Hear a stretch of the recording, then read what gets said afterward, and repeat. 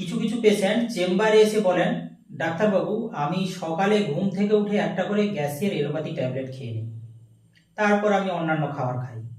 আর আমি যদি এই এলোপ্যাথি ট্যাবলেটটা না খাই, আমার কিন্তু অ্যাসিড, অম্বল, টক ঢেকুর ওঠা, গলা বুক জ্বালা, মুখে অরুচি, বিভিন্ন রকম সমস্যা তৈরি হয়।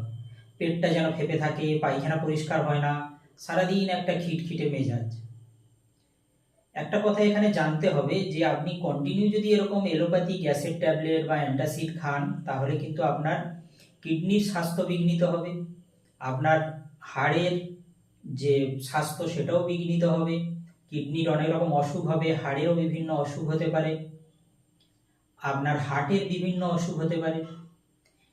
এছাড়া আমাদের যে জিআই সিস্টেম বা স্টোমাকে যে HCl অ্যাসিড তৈরি হয় বা বিভিন্ন এনজাইম তৈরি হয়, সেগুলো ডিসব্যালেন্স হবে। ফলে স্টোমাক বা জিআই সিস্টেমে বিভিন্ন গ্রোথ তৈরি হতে পারে, বিভিন্ন আলসার তৈরি হতে পারে, এছাড়াও কিন্তু বিভিন্ন অসুখ তৈরি হতে পারে। ফলে আপনাকে কিন্তু এই কন্টিনিউ অ্যান্টাসিড থেকে কিন্তু দূরে থাকতে হবে। এক্ষেত্রে আপনাকে এই অ্যান্টাসিড থেকে আপনাকে যদি দূরে থাকতে হয়, কিছু কিছু জীবনশৈলীর কিছু অ্যাডভাইস আজকে যেটা আমি আপনাদের দেব, সেটাই কিন্তু আপনাকে মেনে চলতে হবে। প্রথমে আমি যেটা বলবো, যখন আপনি খাবার খেতে বসছেন, খাবারটাকে ধীরে ধীরে খান, মাইন্ডফুল ইটিং। খাবারটাকে চিবিয়ে চিবিয়ে সময় নিয়ে খান।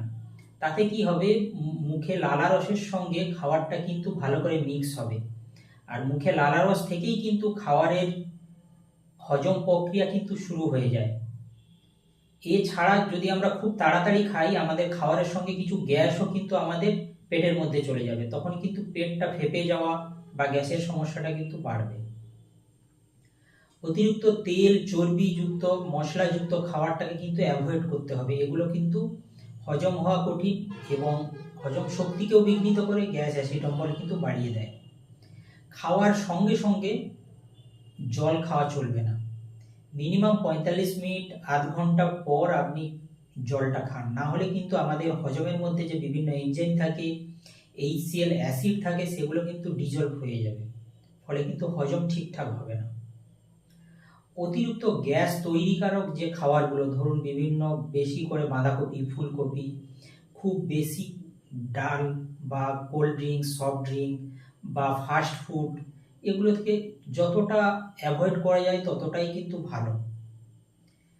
খাওয়ার পর অল্প হাঁটাচলা করুন, মিনিমাম 10-15 মিনিট হাঁটুন। তাতে কি হবে, বিভিন্ন এনজাইম এবং HCl অ্যাসিডের সঙ্গে খাবারের কিন্তু ভালো করে মিক্সিং হবে, ফলে কিন্তু হজম শক্তি কিন্তু ভালো হবে এবং ভালোভাবে হজম হবে। পর্যাপ্ত জল পান করতে হবে। জল কিন্তু কোষ্ঠকাঠিন্য যেরকম দূর করছে, একইভাবে হজম শক্তিকে কিন্তু বাড়াবে এবং অ্যাসিড অম্বল থেকে কিছুটা নিরাময় হবে। প্রোবায়োটিক যুক্ত খাবার যেমন পান্তা ভাত, টক দই, এগুলো কিন্তু বাড়াতে হবে। এগুলো কিন্তু আমাদের বডির মধ্যে, জিআই সিস্টেমের মধ্যে যে গুড ব্যাকটেরিয়া, সেটার পরিমাণ বাড়ায়। ফলে কিন্তু আমাদের হজম শক্তি বা পাচন শক্তিটা কিন্তু বাড়বে।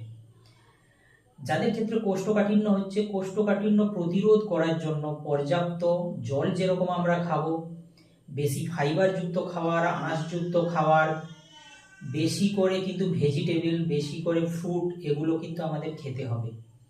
যাদের স্ট্রেস খুব বেশি বা স্ট্রেস, টেনশন, অ্যাংজাইটি এগুলো খুব বেশি, সেগুলো কিন্তু নিয়ন্ত্রণে আনতে হবে।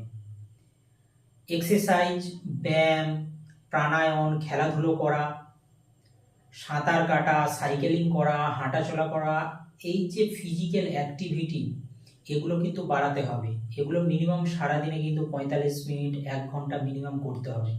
তাহলে কিন্তু জিআই সিস্টেমের মধ্যে পেরিস্টলটিক মুভমেন্ট এবং অ্যাসিড সিক্রেশন এবং এনজাইমগুলো সিক্রেশন কিন্তু সঠিকভাবে হবে এবং হজম শক্তি ঠিক থাকবে। পর্যাপ্ত ঘুমের খুবই প্রয়োজন। সারাদিনে মিনিমাম 7-8 ঘন্টা ঘুমের খুব দরকার। তাহলে কিন্তু হজম শক্তি ভালো হবে এবং অ্যাসিড অম্বল থেকে আমরা দূরে থাকব। এই যে জীবনশৈলীর বিভিন্ন অ্যাডভাইসগুলো দিলাম, এই অ্যাডভাইসগুলো মেনে চললে কিন্তু আপনি কিন্তু এই অ্যান্টাসিড থেকে আপনার নিজে দূরে থাকতে পারবেন এবং আপনার অ্যান্টাসিড ঘটিত যে অন্যান্য অসুখ বিভিন্ন, সেগুলো থেকেও আপনি দূরে থাকতে পারবেন। আর এরপরও যদি কারোর অ্যাসিড বা এই কোষ্ঠকাঠিন্য বা টক ঢেকুর, গলা বুক জ্বালা এরকম সমস্যাগুলো থেকে থাকে, তাহলে আপনি কিন্তু একজন অভিজ্ঞ হোমিওপ্যাথি ডাক্তারবাবুকে দেখান। হোমিওপ্যাথি চিকিৎসায় কিন্তু এই অ্যাসিড অম্বল এগুলোর কিন্তু খুব ভালো ট্রিটমেন্ট হয় এবং পার্মানেন্টলি রিমুভ হয়। এবং হোমিওপ্যাথিতে আপনি সাইড এফেক্ট ছাড়া এবং পার্শ্ব প্রতিক্রিয়া ছাড়া এবং অন্যান্য কোনো সিস্টেমের কোনো ক্ষতি ছাড়া কিন্তু আপনি পার্মানেন্টলি আপনি এই অ্যাসিড অম্বল থেকে কিন্তু নিজেকে নিরাময় করতে পারবেন।